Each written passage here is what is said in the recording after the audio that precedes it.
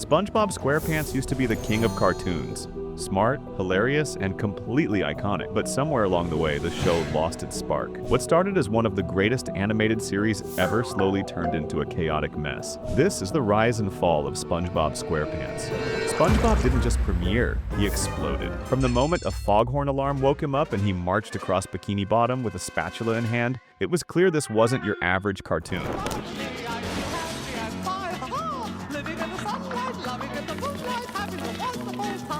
SpongeBob wasn't trying to be edgy or sarcastic. He was just an enthusiastic sponge who genuinely loved jellyfishing, bubble blowing, and flipping patties. That honest energy made him instantly likable, and the show's humor was off the charts. SpongeBob and Patrick get chased by jellyfish wearing net hats. Hey, Squidward!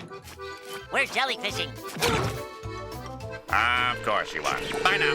SpongeBob spirals out of control in boating school like it's an action movie. That way! Cheat that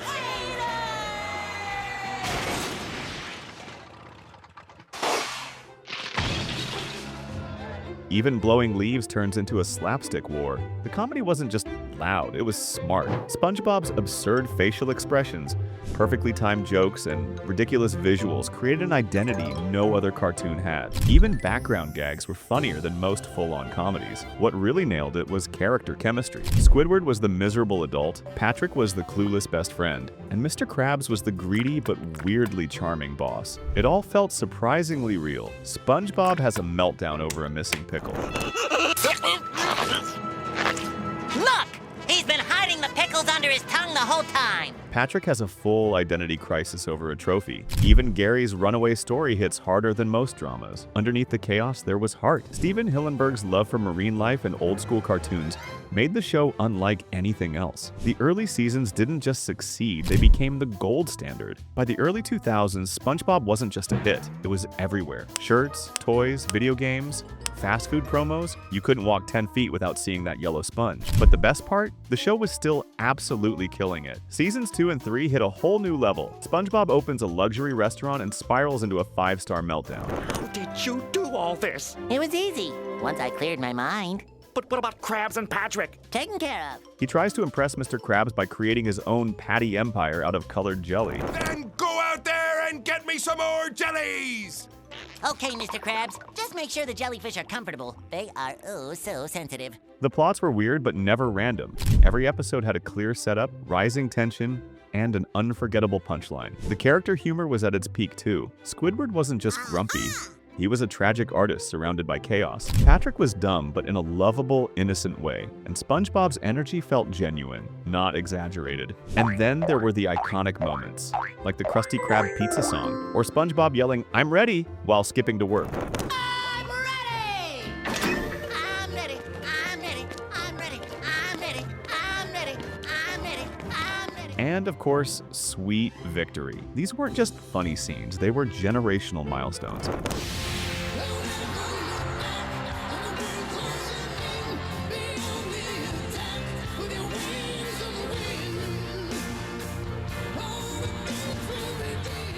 The 2004 movie was the peak of everything the show did well. It had heart, humor, and a storyline that felt like a real finale, complete with David Hasselhoff propelling them across the ocean like a human jet ski. It was supposed to be the end. Steven Hillenburg even planned it that way, but Nickelodeon wasn't letting go of its biggest cash cow, so the show kept going. And while it still looked like SpongeBob, something subtle had already started to shift. The writing felt different. The energy started to wobble. The decline hadn't fully set in yet, but the warning signs were there.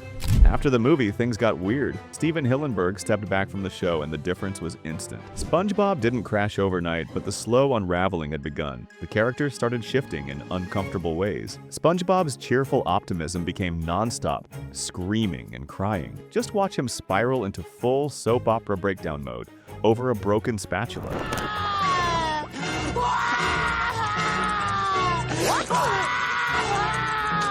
What was once quirky and relatable now felt overacted and exhausting. Patrick changed too. He was always dumb, but now he was aggressively dumb, and often just a straight-up jerk. He gaslights SpongeBob, insults people, and acts more like a walking punchline than a real character. Mr. Krabs became cartoonishly evil. He stops caring about anything but money, even if it means poisoning customers with fake food. What do you say? Garbage?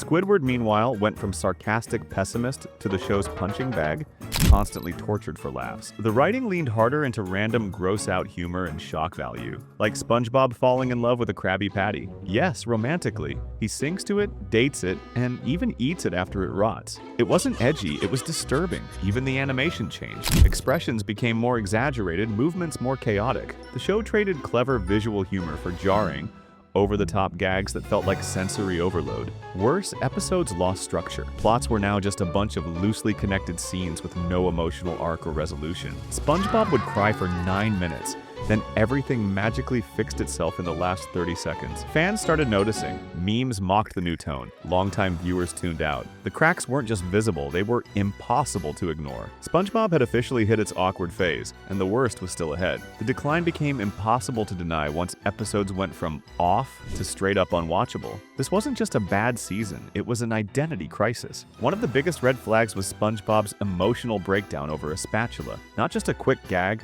a full episode of non-stop sobbing, dramatic music, and a soap opera love triangle with kitchenware. Then came the absolute low point. SpongeBob falling in love with a Krabby Patty. He dates it, sings to it, protects it from judgment, and eventually eats it. Nothing in the world I wouldn't do for you. Hey, let go of her, you patty eaters!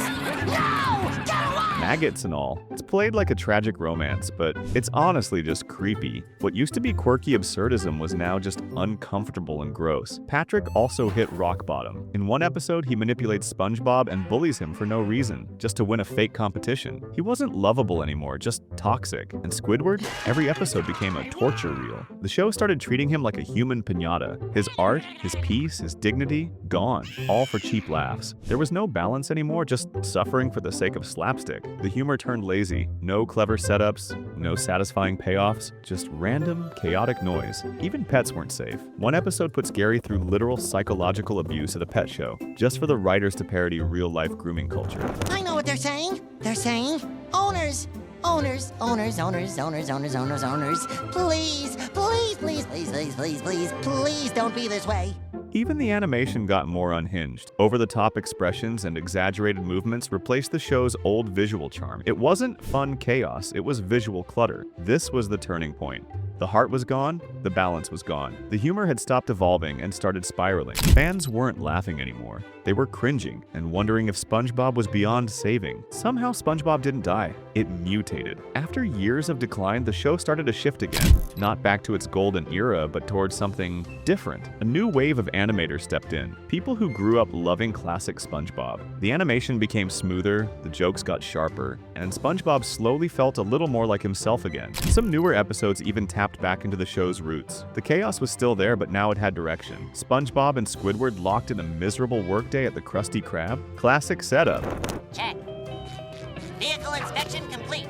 We're really making history here, Squidward. But now it's happening with slicker visuals and punchier dialogue. The characters are still exaggerated, but not as hollow. SpongeBob's tone isn't all crying and chaos. Patrick's stupidity is goofy again, not cruel. Mr. Krabs is greedy, but not evil. Even Squidward gets occasional wins. Meanwhile, Nickelodeon went full throttle with spin-offs. Adventures abounded. Thistle-eat treasure!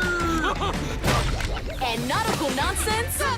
Comp Corral. SpongeBob's Under Years reimagines the crew as kids at summer camp, using 3D animation and kid show formulas. Reception? Mixed at best. Then came the Patrick Star Show, a surreal variety-style spin-off where logic is optional. It's chaotic, strange, and mostly made for younger audiences. It may not be what classic fans wanted, but it shows how far Nickelodeon is willing to stretch the brand. Still, the core show hasn't disappeared. SpongeBob continues with new episodes, now mixing throwback vibes with modern polish. The writing isn't perfect, but at least it feels like effort is back on the table. There's even a hint of self-awareness now. Some episodes poke fun at how weird the show got during its worst years. It's not a full comeback, but it's not the mess it once was. Steven Hillenburg's legacy still lingers. After his passing in 2018, the show's direction seems more cautious, more respectful. The heart he gave Bikini Bottom isn't completely gone, it's just fighting to stay afloat. SpongeBob Today isn't golden, but he's still here, and maybe that's enough. If you thought SpongeBob's rise and fall was wild, just wait until you see who fans actually love